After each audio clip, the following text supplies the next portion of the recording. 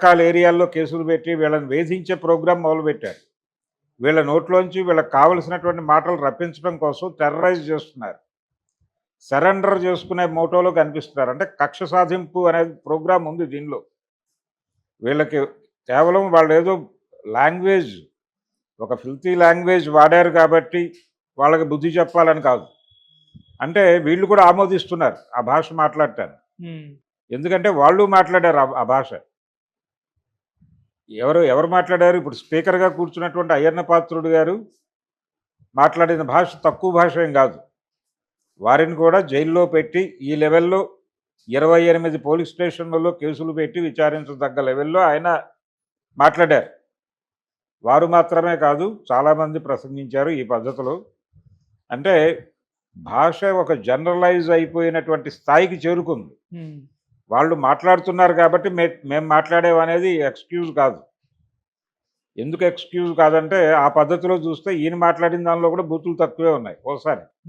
ఓసారి పవన్ కళ్యాణ్ ఏదో అన్నాడని కదా గొడవ. ఆయన ఏమన్నాడు? దొంగలు అసలే మెసలే ధూర్తలోకంలో అన్నాడు. అది నాది కాదు, శ్రీశ్రీ గారిది అంటాడు ఆయన. పవన్ కళ్యాణ్ లాంటి అనే ఒక్క మాట మాత్రమే నేను జోడించాను, మిగిలింది ఏది అది కాదు అంటాడు. ఏం చేస్తారు వీళ్ళు? అందుకని బూతులు వాడటము అనేది ఒక సంస్కారంగా అన్ని పార్టీలు చేసినాయి. తెలుగుదేశము చేసింది, పవన్ కళ్యాణ్ చేశాడు. వేదిక మీద నుంచే ఆయన చెప్పు తీసి ప్రదర్శిస్తూ ఆయన వాడిన భాష తక్కువ భాష ఏం కాదు కదా. గొడ్లోడు తీసి రోడ్ల మీద పరిగెట్టించి కొడతాను అనే లెవెల్లో మాట్లాడాడు కదా ఆయన మాట్లాడాడు. అయ్యన్న పాత్రుడు గారు మాట్లాడాడు. ఇప్పుడు ఆయన గౌరవనీయమైనటువంటి స్పీకర్ స్థానంలో ఉన్నాడు. తర్వాత ఈయనేమో ఉప ముఖ్యమంత్రిగా ఉన్నాడు. తెలుగుదేశం పార్టీలో అలా ఆ లాంగ్వేజ్ వాడిన వాళ్ళు చాలామంది ఉన్నారు. గెలిచిన తర్వాత రెచ్చిపోయి మాట్లాడిన వాళ్ళ బయటలు కూడా ఉన్నాయి.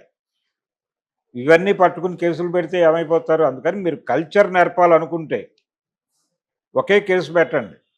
మీరు ఈ రకమైనటువంటి భాష వాడారు అంటే పార్లమెంటరీ లాంగ్వేజ్ అనేటువంటి ఒక గౌరవప్రదమైనటువంటి భాషను అగౌరవపరిచారు, అందుకని మీ మీద కేసు పెడుతున్నాం అని ఒక కేసు పెట్టి దాని మీద సిన్సియర్గా దర్యాప్తు జరిపిస్తే అది మీకు వాళ్ళు వాడినటువంటి పదజాలం మీద మీకు ఉన్నటువంటి అభ్యంతరాన్ని తెలియజేస్తుంది ప్రపంచానికి.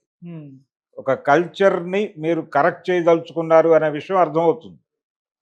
అదే సమయంలో తమ పార్టీ నుంచి కూడా ఇలాంటి భాష వాడిన వాళ్ళకి హెచ్చరిక కలిగిస్తూ వాళ్ళ మీద కూడా కేసులు పెట్టండి. అవి కూడా అవైలబుల్గానే ఉన్నాయి కదా ఇంటర్నెట్లో. అయ్యన్న పాత్రుడు గారు వాడిన భాష అవైలబుల్గానే ఉంది కదా. వాళ్ళ మీద కూడా కేసులు పెట్టేస్తే అక్కడికి సమన్యాయం జరిగినట్టుగా ఒక కల్చర్ని ప్రమోట్ చేస్తున్న గొప్ప పార్టీగా తెలుగుదేశం పార్టీ చరిత్రలో నిలబడిపోతుంది. అలా కాకుండా వీళ్ళు వాడినటువంటి భాష అంటే అరెస్టులు కక్ష సాధింపు అంటే అరెస్టులు కక్ష సాధింపు కాదు. అవి వాళ్ళు వాడినటువంటి భాషకి అలాగే వాళ్ళు పర్సనల్ లెవెల్లో వెళ్ళిపోయారు. పర్సనల్ లెవెల్లో వెళ్ళారు, అందుకని కేసులు పెడుతున్నాం అంటున్నారు. వెళ్ళారు, పర్సనల్ లెవెల్లో వెళ్ళిన మాట వాస్తవమే. వీళ్ళు పర్సనల్ లెవెల్లో వెళ్ళారు.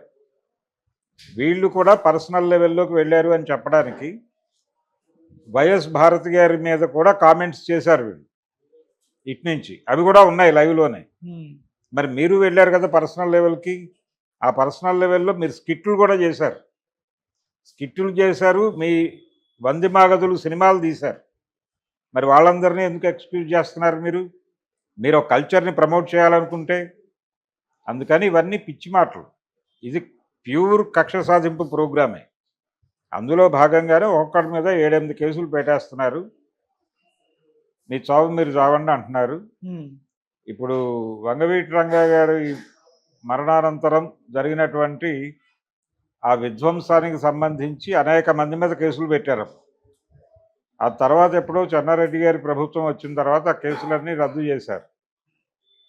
అలా రేపు వీళ్ళ ప్రభుత్వం వచ్చాక ఈ కేసులన్నీ రద్దు చేయొచ్చు, కొత్త కేసులు పెట్టచ్చు. అలాగే వాళ్ళ ప్రభుత్వం వచ్చాక ఆ కేసులు రద్దు చేయొచ్చు.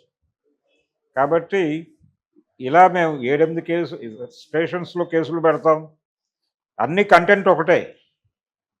ఇదే లాంగ్వేజ్కి ఆయన పవన్ కళ్యాణ్ని తిట్టిన మాటకే 7-8 స్టేషన్స్లో కేసులు నమోదవుతాయి. ఆయన లోకేష్ గురించి మాట్లాడిన దానికే ఒక 7-8 స్టేషన్లలో కేసులు బుక్ అవుతాయి.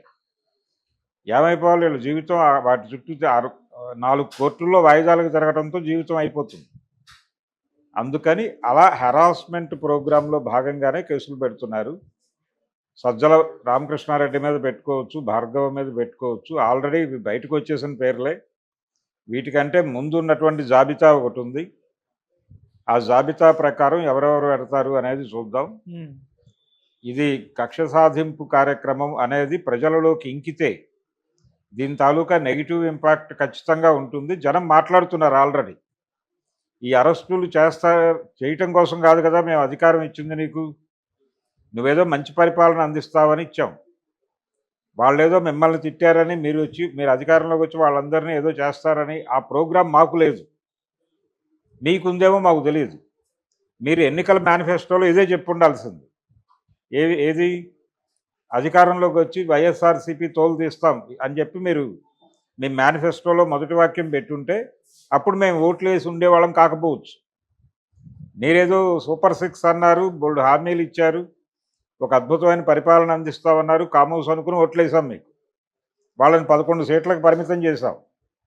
మీరు వచ్చి అసలు ఇదే ప్రధానమైన కార్యక్రమం, ఇది జరగకపోతే ప్రపంచం ఏమైపోతుందో అంటే ఎలాగా? పైగా ఇక్కడ ఉద్ధరించింది ఏమిటి? మీరు మాట్లాడింది అదే, వాళ్ళు మాట్లాడింది అదే. భాషలో తేడా ఉంది. అందుకని జనాలకు కూడా చిరాకు మొదలైంది. ఇప్పటికైనా ఈ